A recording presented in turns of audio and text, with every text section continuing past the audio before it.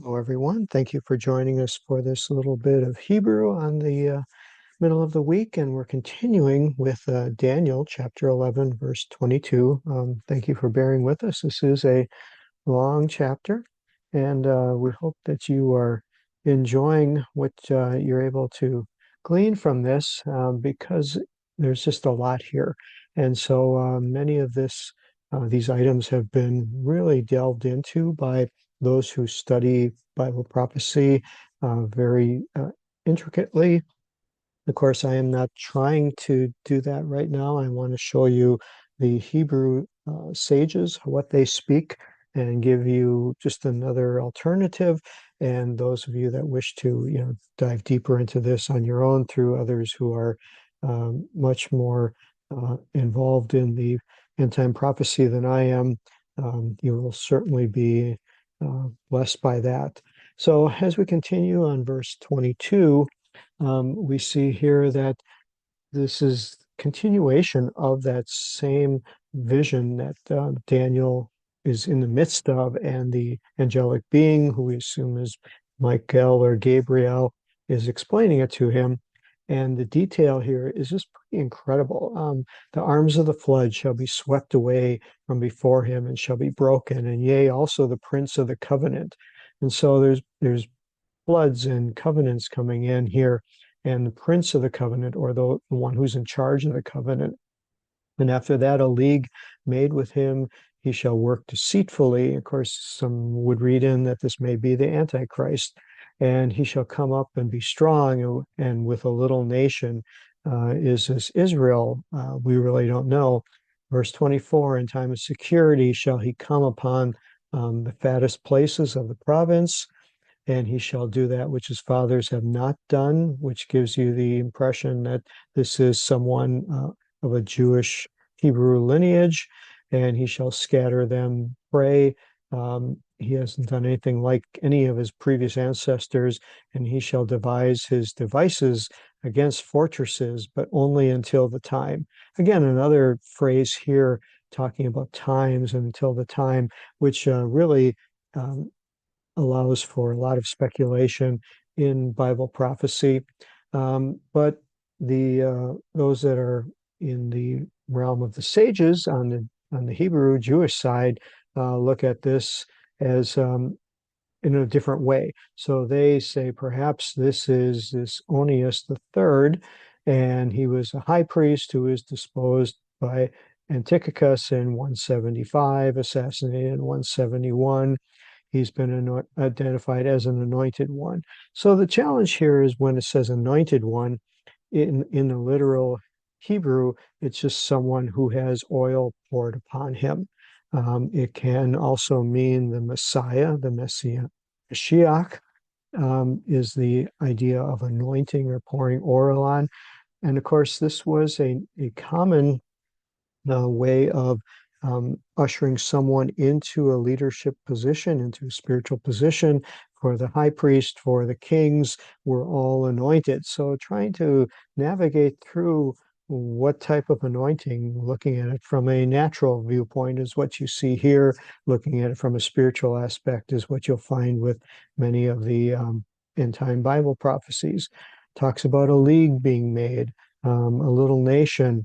And again, he is at least here talking about Antiochus, and felt that this was something that was satisfied historically when he came to power.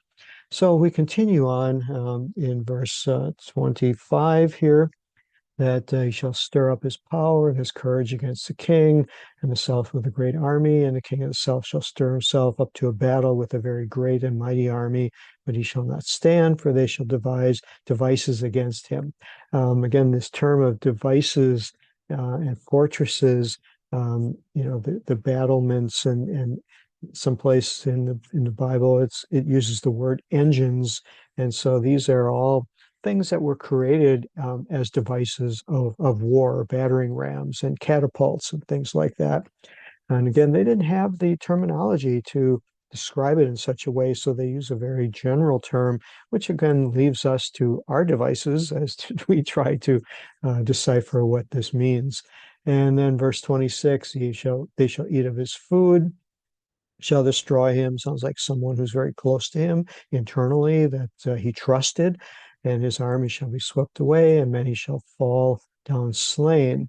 And so as we look in verse 27, really doesn't have anything listed here. Still talks about Antiochus and Ptolemy rising up afterwards, and the hearts of these kings shall do mischief, and they shall speak lies at one table, and it shall not prosper, for the end remaineth yet for the appointed time, and he shall return to his own land with great substance, and his heart shall be against the holy covenant.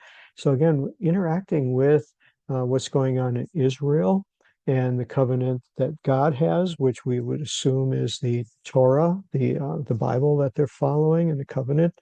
And at that appointed time, he shall return, come to the south, but it shall not be in the latter time as it was in the former. Again, so cryptic. And then the ships of Kittim will come against him, and he shall be code. We'll have to look at that word, and he shall return and have indignation against the holy covenant. So again, holy isn't capitalized here, but we see, in the Hebrew, it's the kadosh, berit kadosh. So it is holy covenant, but the sages didn't think it was God's holy covenant, but there's nothing here to give that indication from the Hebrew. And he shall do his pleasure and shall return and have regard unto them that forsake the holy covenant. So I think that's where we're going to stop at the end of verse 30 today, because this is just very, very interesting as we look at this. The sages continue to say about eating at a table, talks about the conquest of Egypt, feeling that this was in that. That's part of biblical history that after the Exodus, we don't hear a lot of, but there were interactions with Egypt. There were continued campaigns by Antiochus against Egypt. Some biblical history here talks about Rome's intervention. So now we see another time coming up of the Roman emperors. And Kittim is a general name for the lands of the Mediterranean.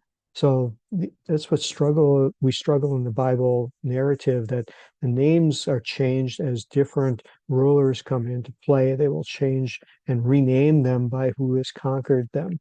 So here Rome is indicated, and they say through an illusion. This is through Caius, who is a Roman legate, and interaction with Antiochus in Alexandria in Egypt. And then it says that he shall be cowed or cowed. It's a term meaning directed, kind of moved along.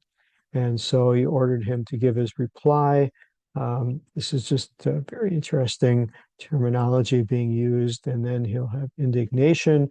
He will vent his spleen on the temple that he plundered, and Judaism, which he tried to suppress. Very scriptive language to vent his spleen. Wow. So we'll just kind of look through the Hebrew here before we close and see if anything shows up. I want to look at that word in verse 30 and see if it's also translated as code. It says, he shall be moved in his heart to do damage against the covenant and return to his own land. And so that I can relate to a little bit more. Levavo, that's his heart. Berit, Kodesh. So again, a lot of description here, a lot of things about what's going to be happening by people who are against God's covenant, against the people of Israel. And, we're going to see what happens when we take the next step and take a look at the rest of the verbiage here. And we also see that some of the verses have different meanings to them, talking about the ships of Cyrus. So the word is Kittim, but here they call it Cyprus, ships from Cyprus. So again, just trying to sift through the different names that are coming out. Says he will return in rage. and show regard for those who forsake the covenant. And I think this is where this word code or cowed comes in, and it means to be cunning, to discern. Bain is often used for mental knowledge, to understand something.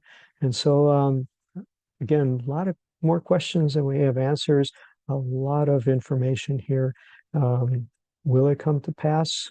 Did it already come to pass? Is it still in biblical prophecy? Those are all the interesting questions that plague and intrigue, I should say, Bible commentators. So thank you so much for staying with us and gleaning a little bit of this. We'll move on and maybe finish chapter 11 next week. God bless you all, and thank you so much.